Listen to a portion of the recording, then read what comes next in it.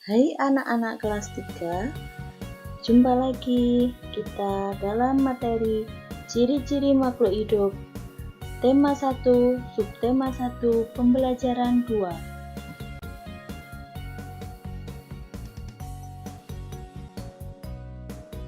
Tujuan pembelajaran. Setelah melihat tayangan PPT ini, diharapkan siswa dapat menyebutkan ciri-ciri makhluk hidup secara tepat. Siswa dapat menjelaskan ciri-ciri makhluk hidup secara sederhana dan benar. Siswa dapat memberi contoh berjalan dengan benar. Siswa dapat memberi contoh cara berlari secara benar. Siswa dapat menyebutkan cara bersyukur terhadap Tuhan secara sederhana dan benar. Siswa dapat menyebutkan bunyi sila pertama Pancasila secara tepat. Siswa dapat menyebutkan lambang sila pertama Pancasila secara benar. Bergerak. Manusia bergerak dengan berjalan atau berlari. Hewan bergerak dengan cara terbang, melompat, berlari, berenang, dan masih banyak yang lainnya. Tumbuhan bergerak namun tidak berpindah tempat.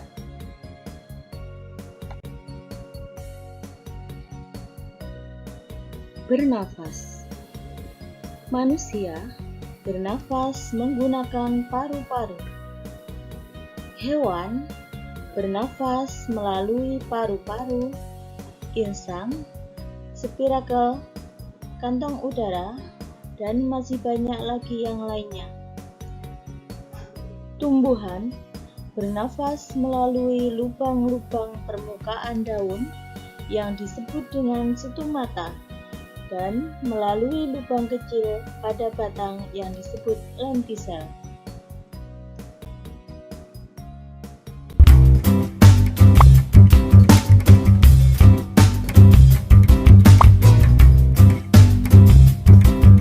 Hai, perkenalkan, namaku Alve.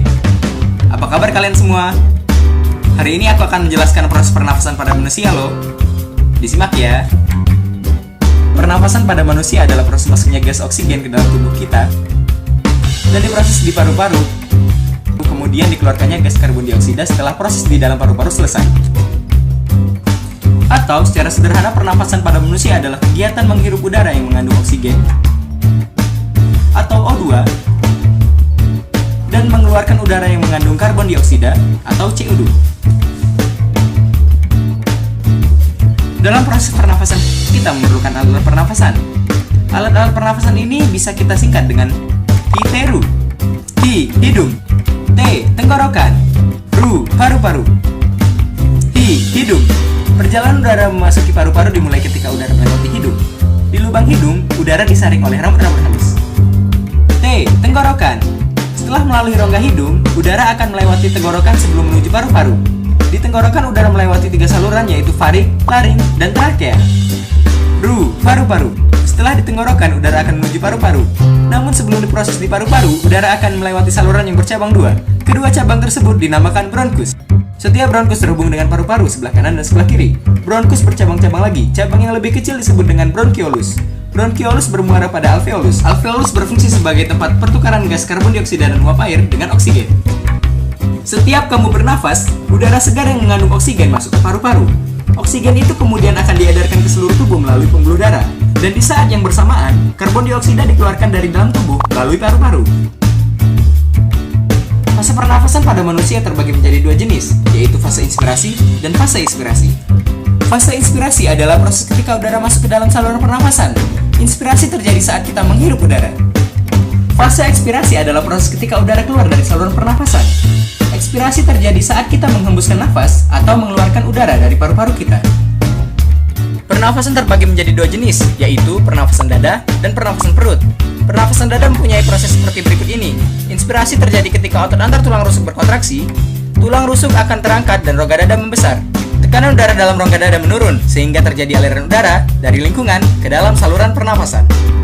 Ekspirasi terjadi ketika otot antar tulang rusuk mengendur atau disebut relaksasi yang menyebabkan mengecilnya rongga dada. Pernafasan perut. Selama inspirasi, otot diafragma berkontraksi sehingga posisi permukaan diafragma menjadi mendatar.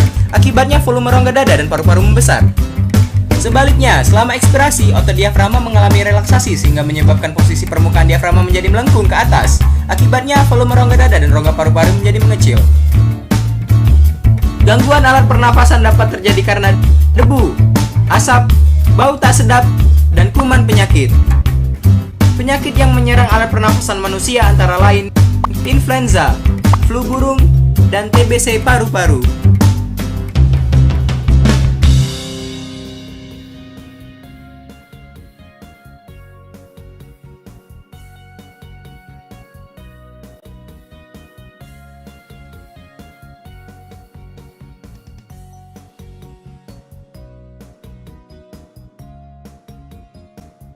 Tumbuh. Tumbuh artinya bertambah tinggi, bertambah berat, dan bertambah besar.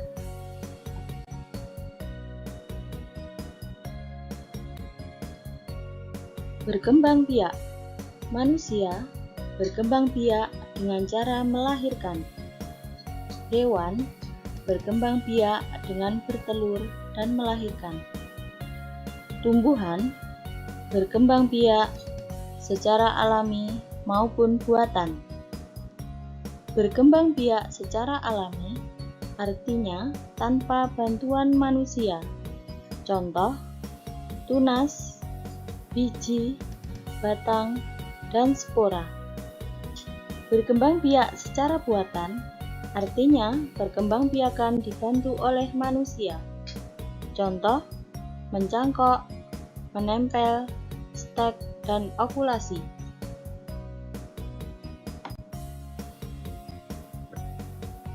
Membutuhkan makanan. Makanan merupakan sumber tenaga bagi makhluk hidup. Manusia memperoleh makanan dari hewan dan tumbuhan. Makanan dari hewan berupa ikan, daging, telur, susu. Sedangkan makanan dari tumbuhan berupa sayuran dan buah-buahan. Hewan memperoleh makanan dari tumbuhan dan hewan yang lain. Makanan dari tumbuhan berupa rumput dan dedaunan. Makanan dari hewan yang lain, contohnya, cecak memakan serangga dan kucing memakan ikan. Tumbuhan memperoleh makanan dari proses fotosintesis. Proses fotosintesis adalah proses pembuatan makanan pada tumbuhan itu sendiri yang membutuhkan air, karbon dioksida, dan cahaya matahari. Menanggapi rangsang. Makhluk hidup peka terhadap rangsangan. Contoh, manusia akan spontan menutup mata saat melihat sinar yang silau. Hewan kaki seribu akan menggulungkan badan jika disentuh. Daun putri malu akan menutup atau mengatupkan daunnya jika disentuh.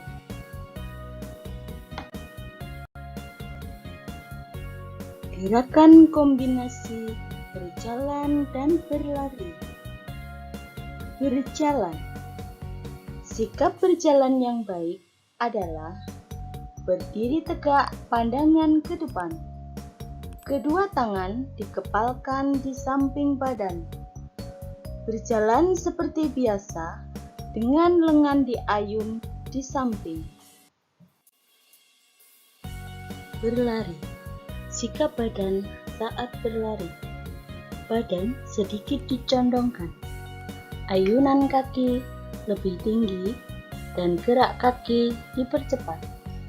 Kedua lengan ditekuk membentuk sudut 90 derajat. Tungkai kanan diangkat.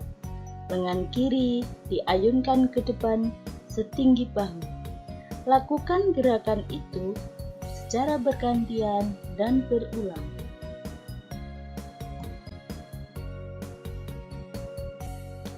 Semua makhluk hidup yang ada di dunia adalah ciptaan Tuhan.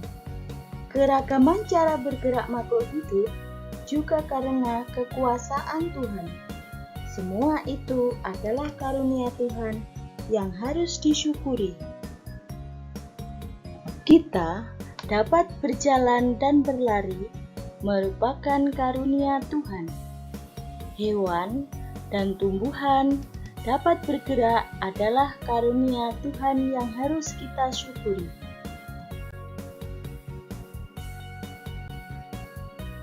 Cara mensyukuri keberagaman makhluk hidup adalah dengan memelihara hewan peliharaan agar tetap sehat, memberi makan hewan peliharaan secara teratur, menghindari tindakan perburuan hewan secara liar.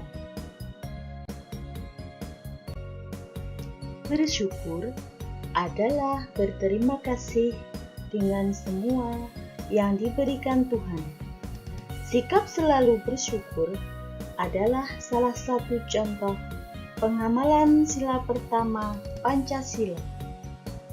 Sila pertama Pancasila berbunyi Ketuhanan Yang Maha Esa. Lambang sila pertama Pancasila adalah bintang. Lambang ini menunjukkan bahwa bangsa Indonesia menyatakan kepercayaan dan ketakwaan terhadap Tuhan Yang Maha Esa. Taat terhadap perintah Tuhan dilaksanakan dengan selalu menjalankan perintah Tuhan dengan baik. Selain itu, harus saling menghargai kepercayaan orang lain.